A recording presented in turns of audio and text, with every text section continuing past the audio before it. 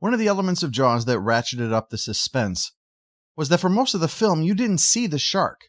You saw at most a fin, or in other cases, something benign like a pier or a barrel that was connected to the shark, and so associated with fear with that rather than the monstrous eating machine.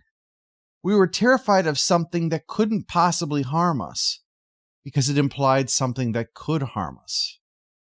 Now we have seen the creature. It wasn't for very long, just enough to know that it's a monstrous mouthy-mouth thing that lives up to the name alien. Now the tension is raised again by associating the creature with something likewise benign, a little dot and a pinging noise, but that nevertheless indicates where this walking nightmare is moving. Dallas seems relatively calm considering he's been sealed in with this hell beast, especially upon learning it's in his area. But when the machine that goes ping loses it, he starts to get visibly panicky, seemingly finally aware that this simple plan isn't as simple as it seems. And when the little dot is seen moving towards his little dot, it may just be a dot, but we know it's a gigantic fanged exoskeletal dot, the worst kind. And with Lambert helping out by panicking at a guy who's already trying not to shit himself, well, Dallas inadvertently runs right into the creature, and that's it for Dallas. So at this point, with the expected hero buying it, the tension goes up an additional notch. If he's not saving the day, who can? And things are already falling apart. Command now passes to Ripley, but she doesn't have the respect of the crew.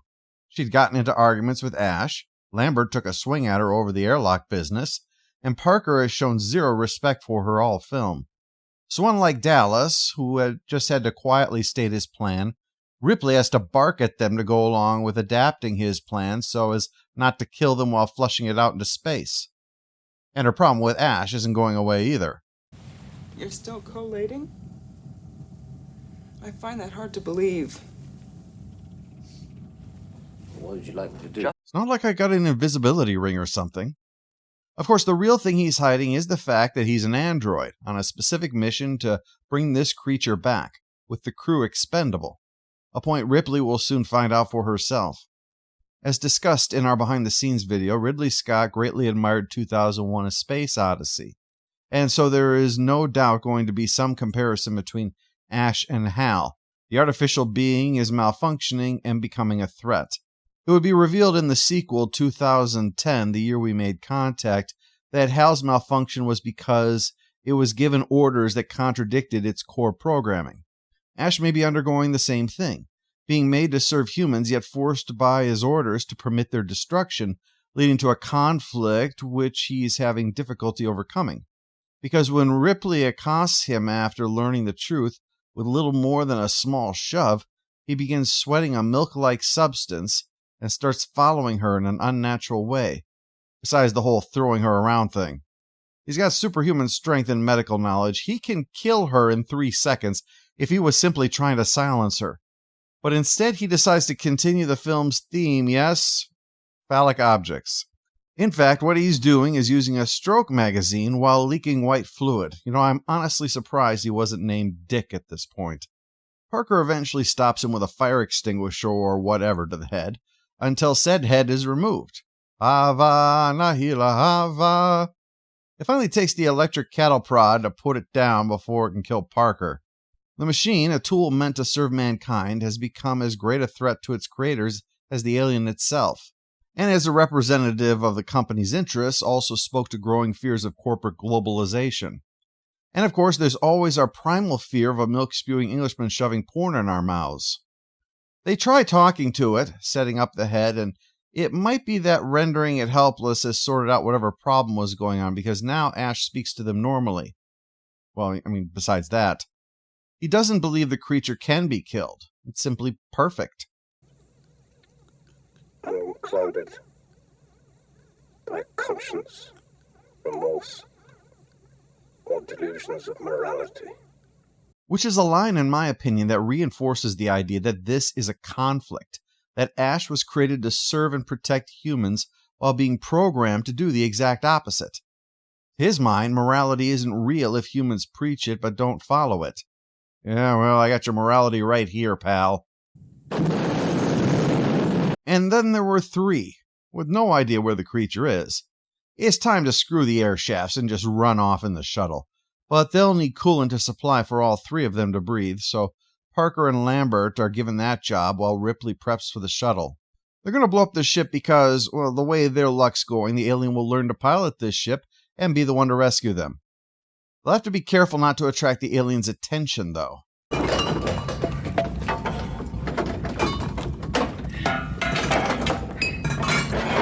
key is being stealthy. That's important. Ripley takes a break from running for their lives to go looking for the cat. At this point, it's still iffy as to whether or not she's the hero. I mean, she's all alone, just like everyone else was when they were attacked. She's fiddling about with the cat instead of getting ready to leave. The only thing that makes her less likely to die is... How you doing? Fine. That the other two don't seem to be aware sound can travel. Well, for some reason, 1 in a million chance here, I know, the alien is drawn to them and closes in on Lambert, who continues to do what she does best, panic. Parker wants her to move it so he can hit it with the incinerator, but she won't move, and in the end, he's too moral a person to burn her along with the alien, so he ends up dying first. See, Mr. I seeing the body electric, morality is real, and can get you killed. Now it's Lambert's turn, and the long phallic tail rises up between her legs. Almost sexual, isn't it, Smithers? But that's the end for her, and a ghastly sight for Ripley and her little pussycat friend. Time for the self-destruct. Again, nicely detailed, describing the full procedure for scuttling the ship and complete with little warnings not to pinch your hand during the process. All of it right down to English and I think French instructions provided. It's elaborate, but then it's not some computer function. It's something to deal with the coolant so the reactor just blows itself up. So it's quick and has to be undone quickly if you somehow slipped up and accidentally unscrewed a panel, pulled some levers, and manipulated numerous whirligigs and key codes. Bad luck and all. Or if you had a run-in with a monstrous abomination between you and the shuttle, then you'll have to undo all that shit fast. Oh, I'd kill you, but you're so damn cute. Ripley starts to then reverse the massive rigmarole to stop the ship from blowing up, but can't do so in time. Again, technology has failed them.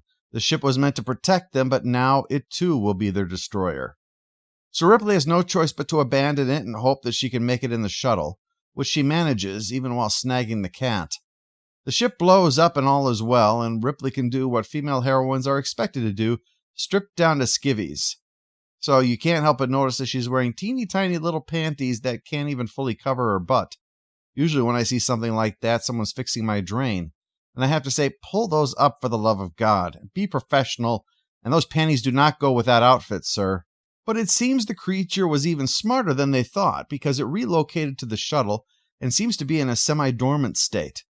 You know, killing 4 people plus your mom takes a lot out of you. Ripley knows that she has to deal with it, but how? Well, damn it, we've talked about it this whole time, but we haven't seen it. By God, let's try the airlock plan. Of course, we'll need to do something else first. Yeah, let's get him good and riled up. If he's reacted this whole time the way he has unprovoked, pissing him off should be a really interesting thing to see. Probably hulks out and starts squirting that acid blood all over the place like a sprinkler. It's actually being lured into position so it can get blown out without anything to grab onto, although her space harpoon leaves it tethered to the ship. Shows what you think. I'll just come back in. Oh, hot, hot, hot, hot! With that, the creature is gone, and Ripley can drift toward home, having faced such a horrific ordeal, then returns to the womb for rejuvenation. Alien's success as a horror film comes from numerous factors. It plays on many primal elements, including terrors related to birth, violation, consumption, penetration, visceral things, and also the darkness. While we are shown the alien at various times, it's usually in dark places, where it is mostly shadows, enough to see what is truly important, the horrible mouth. Those elements in particular tie together. Something in the dark is waiting to try to eat us. And like when primitive man faced those terrors and developed that instinct to compel it to fight and survive, our heroes resort to that prehistoric weapon to try to battle the creature, fire. In the end, it succeeds, our most advanced technology utilizing the most primitive means to defeat the alien. Ash is a subversive force within the group, undermining their safety in the pursuit of his orders. He reinforces perceptions of corporate depersonalization by being the ultimate depersonalized worker, one who is just a robot. Mother is similar but different. While not actively working against the crew like Ash, it keeps secrets from them about what's going on and offers no reassurance to Dallas when he's going into the air shaft. It has no answers and no sympathy. Ash expresses his sympathies, but with a smile as one who knows they're doomed. Unlike Scott's later film Blade Runner, these are adversaries that we are not meant to in any way empathize with. The creature is faceless, kills without hesitation or pity, shows no sign that it desires anything but to exterminate our crew, not for some slight, not out of vengeance or frustration or any other emotion, not even necessarily for food. We only know for sure that this is what it does, but can only speculate on the reasons because it is alien. Aside of being bipedal, it isn't like us at all. Likewise, Ash, malfunctioning or not, is devoid of sympathetic emotions, and possibly devoid of emotions completely. He risks his crewmates because he was told to, just like Mother destroyed the ship because she was told to. The reason doesn't matter. The effect doesn't matter. Only the order matters. And at their plight, he offers no comfort, just that smirk. However, I would be negligent if I didn't explore a second, possibly more sympathetic look at Ash. When he describes the monster's purity as being unclouded by conscience, remorse, or delusions of morality, that he is not comparing it against humans, but against himself. That he has those traits, yet is following his orders to ignore them. The conflict between the two driving him to break down. If so, then that makes Ash tragic. Had he possessed either stronger feelings or no feelings, he would not have failed both his crew and his mission.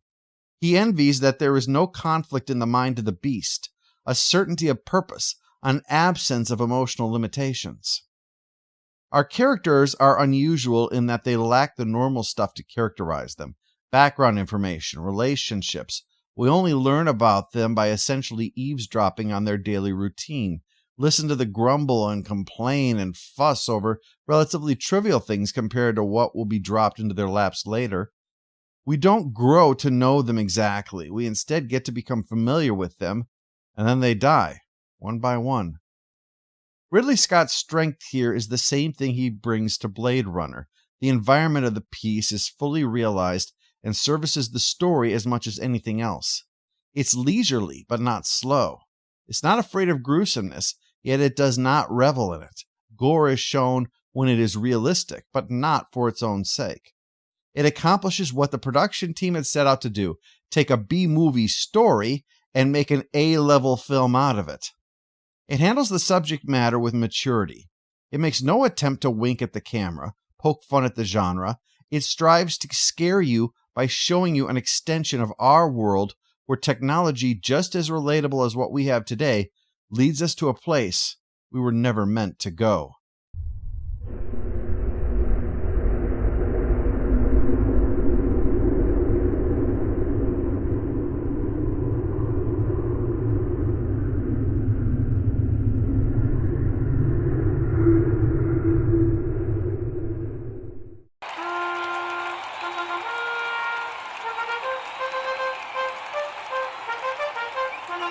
All hail the Overlord! All hail the Overlord!